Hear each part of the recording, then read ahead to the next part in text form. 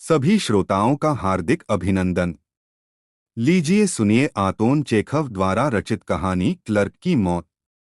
एक सुंदर रात को क्लर्क इवान दमित्रिच चेरव्यकोव अव्वल दर्जे की दूसरी पंक्ति में बैठकर दूरबीन की मदद से लक्लोचेस दे कर्नविल का आनंद ले रहा था। वह खेल देख रहा था और अपने को सबसे सुखी मनुष्य समझ रहा था। जब यकायक कहानियों में यकायक एक घिसा पिटा शब्द हो गया है, किंतु लेखक सही ही हैं। जिंदगी अचंभों से भरी है। तो यकायक उसका चेहरा सिकुड़ गया, उसकी आंखें आसमान की ओर चढ़ गईं, उसकी सांस रुक गई। वह आंखों से दूरबीन हटाकर अपने स्थान पर दोहरा हो गया और आंख छीं। कहने का मतलब यह कि उसे छींक आ गई। यूं तो हर किसी को जहां चाहे छींकने का हक है। किसान, थाने के दारोगा, यहां तक कि प्रिवी काउंसिल के मेंबर तक छींकते हैं। हर कोई छींकता है, हर कोई। चेरव्यकोव को इससे कोई झेंप नहीं लगी। रुमाल से उसने अपनी नाक पोंछी और एक शिष्ट व्यक्ति होते हुए अपने चारों तरफ देखा कि कहीं उसकी छींक से किसी को असुविधा तो नहीं हुई। और तभी वह सचमुच झेंप गया, क्योंकि उसने एक वृद्ध व्यक्ति को पहली पंक्ति में अपने ठीक आगे बैठा हुआ देखा, जो अपनी गंजी खोपड़ी और गर्दन को दास्ताने से पोंछ रहा था और कुछ बड़बड़ाता जा रहा था। चेरव्यकोव ने उस बूढ़े को पहचान लिया कि वह यातायात मंत्रालय के सिविल जनरल ब्रिजालोव हैं। मैंने उनके ऊपर छींका है, चेरव्यकोव ने सोचा। वह मेरे अफसर नहीं हैं, यह सही है, किंतु तब भी यह कितना भद्दा है। मुझे माफी मांगनी चाहिए। हल्के से खांसकर चेरव्यकोव आगे झुका और जनरल के कान में फुसफुसाया। मैं क्षमा प्रार्थी हूं, महानुभाव, मैं छींका था। मेरा यह मतलब नहीं था कि। अजी, कोई बात नहीं। कृपया मुझे क्षमा कर दें। मैं यह जानबूझकर नहीं हुआ था। क्या तुम चुप नहीं रह सकते? मुझे सुनने दो। कुछ घबराया हुआ चेरव्यकोव झेंप में मुस्कुराया और खेल की तरफ मन लगाने की कोशिश की। वह खेल देख रहा था, किंतु उसे आनंद नहीं आ रहा था। बेचैनी उसका पीछा नहीं छोड़ रही थी। मध्यांतर में वह ब्रिजालोव के पास पहुंचा। थोड़ी देर के लिए उनके आसपास घूमा फिरा और फिर साहस बटोरकर मिनमिनाया, हुजूर, मैंने आपके ऊपर छींक दिया। मुझे क्षमा करें। आप जानते हैं, मेरा यह मतलब नहीं।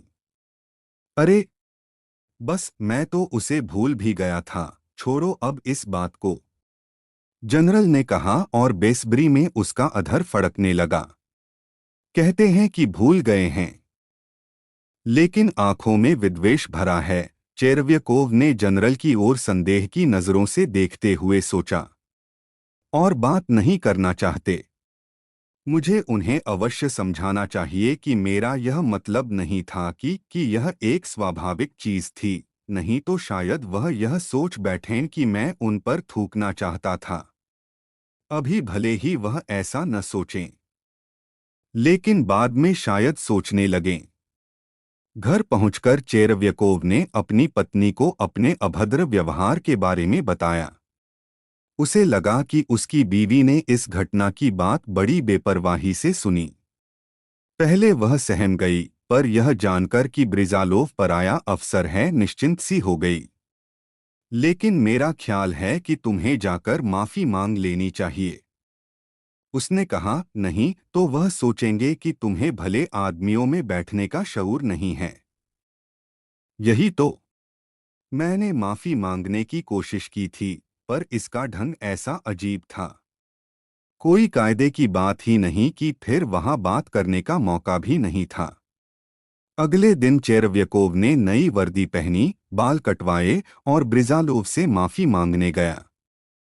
जनरल का मुलाकाती कमरा प्रार्थियों से भरा हुआ था और जनरल खुद अपनी अर्जियां सुन रहा था। उनमें से कुछ से बात करने के बाद जनरल की निगाह उठी और चेरव्यकोव के चेहरे पर जा अटकी। हुजूर, कल रात आर्केडिया में अगर आपको याद हो, क्लर्क ने कहना शुरू किया, मुझे छींक आ गई थी। और ऐसा हुआ, मैं क्षमा चाहता। उफ, क्या बकवास है, जनरल ने कहा और दूसरे आदमी की ओर मुड़ा। मेरी बात सुनते नहीं। डर से पीले पड़ते हुए चेरव्यकोव ने सोचा, इसका मतलब है वह मुझसे बहुत नाराज हैं। बात यहीं खत्म नहीं की जा सकती। मुझे यह बात उन्हें समझा ही देनी चाहिए। जब जनरल अंतिम प्रार्थी से बात करके अपने निजी कमरे की ओर जाने के लिए मुड़ा, चेरव्यकोव उनके पीछे भिनभिनाता हुआ जा पहुंचा। हुजूर, मुझे माफ करें। हार्दिक पश्चाताप होने के कारण ही मैं आपको कष्ट देने का दुस्साहस कर पा रहा हूं। जनरल ने रुआसा चेहरा बनाया, हाथ हिलाया और तुम तो मेरा मजाक उड़ा रहे हो, जना, कहकर वह दरवाजे के पीछे छिप गया। मजाक? चेरव्यकोव ने सोचा, मुझे तो इसमें कोई मजाक की बात दिखाई नहीं देती। जनरल हैं पर इतनी सी बात नहीं समझते। बहुत अच्छा, मैं इस भले आदमी को अब अपनी क्षमा प्रार्थनाओं से परेशान नहीं करूंगा। भाड़ में जाएं वह। मैं उन्हें एक पत्र लिख दूंगा। मैं अब उनके पास जाऊंगा नहीं। हाँ, मैं नहीं जाऊंगा, बस। ऐसे ही विचारों में डूबा चेरव्यकोव वापस घर पहुंचा, पर उसने पत्र नहीं लिखा। उसने बहुत सोचा विचारा, लेकिन वह यह नहीं तय कर पाया कि बात किन शब्दों में लिखी जाए। अगले दिन फिर उसे मामला साफ करने के लिए जनरल के पास जाना पड़ा। श्रीमान, मैंने कल आपको कष्ट देने की जो हिम्मत की थी, उसने कहना शुरू किया। अब जनरल ने उस पर प्रश्नसूचक निगाह डाली। आप पर हंसने के लिए नहीं, जैसा कि हुजूर ने कहा, मैं आपके पास माफी मांगने आया था कि आपको मेरी छींक से कष्ट हुआ। जहां तक आपका मजाक उड़ाने की बात है, मैं ऐसी बात कभी सोच भी नहीं सकता। मैं यह हिम्मत कैसे कर सकता हूं? अगर हम लोगों के दिमाग में ऐसे व्यक्तियों का मजाक बनाने की बात घर कर जाए, तो फिर सम्मान की भावना कहाँ रह जाएगी? बड़ों की कोई इज्जत ही नहीं रह जाएगी। निकल जाओ यहां से। गुस्से से कांपते लाल पीले हो, जनरल चीखा। भय से स्तंभित हो, चेरव्यकोव फुसफुसाया, क्या?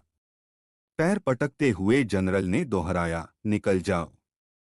चेरव्यकोव को लगा जैसे उसके भीतर कुछ टूट सा गया हो। लड़खड़ाते हुए पीछे चलकर वह दरवाजे तक पहुंचा, दरवाजे से बाहर आया और सड़क पर चलने लगा। वह न कुछ देख रहा था, न सुन रहा था। संज्ञाशून्य यंत्रचालित सा वह सड़क पर बढ़ता गया। घर पहुंचकर वह बिना वर्दी उतारे जैसे का तैसा सोफे पर लेट गया और मर गया।